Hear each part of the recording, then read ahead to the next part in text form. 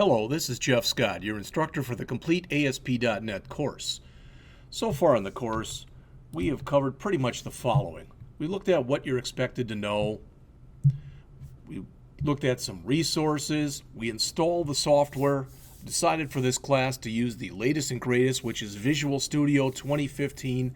It's the free version, so it's the release candidate right now. We talked about the different types of files and projects that you can create. We toured the integrated development environment and looked at all of its components. All right, we've looked at the major ASP.NET controls and all the controls in each one of the major areas. We spent the majority of our time going over the ASP.NET server controls. We also looked a little bit at the data controls, validation, navigation, login, web parts, Ajax controls, and a little bit about the dynamic data controls that are in there. We talked a little bit about the HTML controls and the difference between an HTML control and an ASP.NET server control. And again, the biggest difference is where they're rendered. An ASP.NET server control needs a run at equals server and a specific ID because it is rendered at the server and then becomes HTML, whereas an HTML control is rendered at the client. We looked a little bit at view state. We talked about debugging and got into a brief discussion about the three different types of errors that you can get when you run a program, those being syntax errors or errors in the language, logic errors, quite often what happens when you mean to do one thing and you do another, runtime errors that you don't discover until the program's running. From there, we went into looking at some actual programming. We had a primer on C# where we talked about variables, data types, operators, selection via the if-else, else statements rather. Looping, where we talked about the while loop, the for loop, the do while loop, the for each loop. A little bit about writing our own functions, the importance of comments, and we looked at three different types of comments. We looked at single line comments, we looked at multiple line comments, and we looked at XML comments. All right. From there, we had a brief introduction into the world of object-oriented programming, where we looked at objects, classes, properties, and methods. Inheritance. We talked a little bit about the access modifiers and the fact that C# is another one of those languages that is event-driven. We built a couple versions of a calculator. From there, we went in and talked a little bit about ASP.NET and security. We discussed the differences between authentication and authorization, looked at the different application services, went through the major login controls. Next, we went in and looked at debugging in depth. Rather than just writing simple statements, we went through the try-catch. We talked about the good and the bad of try-catch.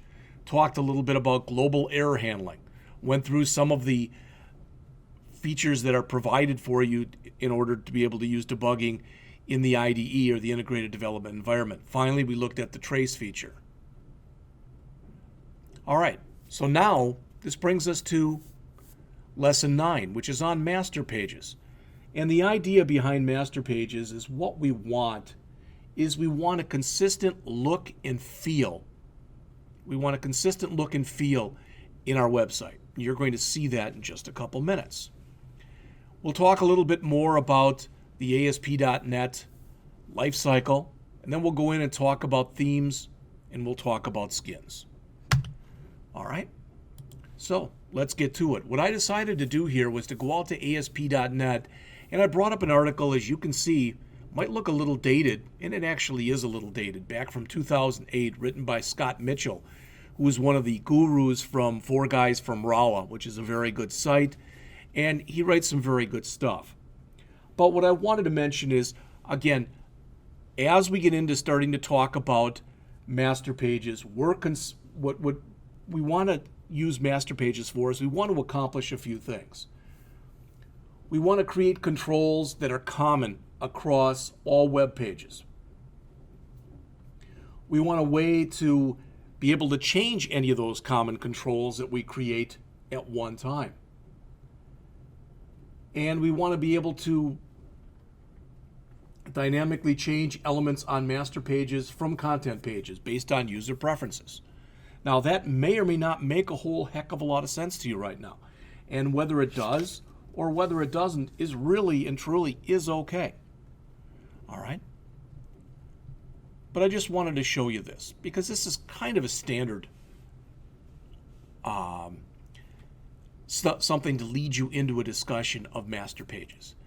Many websites have a lot of commonality in them. In other words, everything that you see in here in gray isn't common.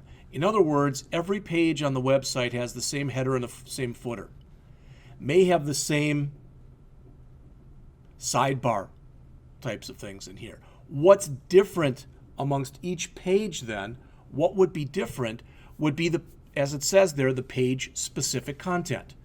So we could have a website that had 15 pages, let's say, and all of them could have the same header and footer. All of them could have the same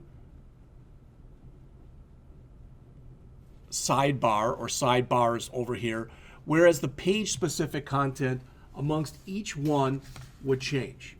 All right, so we want the global look and feel on our website.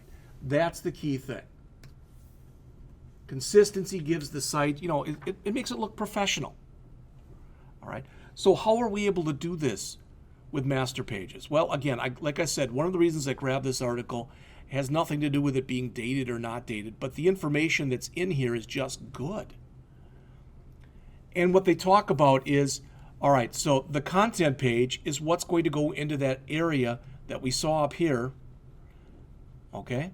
And we're saying that each page will have the same header, it'll have the same footer, it'll have the same sidebar, but what will change is that page-specific content. So what master pages are is they provide a consistent look and feel, and they allow us to merge into them what's referred to as a content page.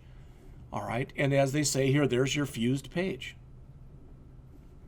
All right, so what we're going to do to create this, and here's where the article breaks down a little because it's a little bit older, but what we're going to end up doing is we're going to end up in the next lesson is we're going to build a very simple master page, and then we're going to start building a page or two, all right, content pages based off of that master page.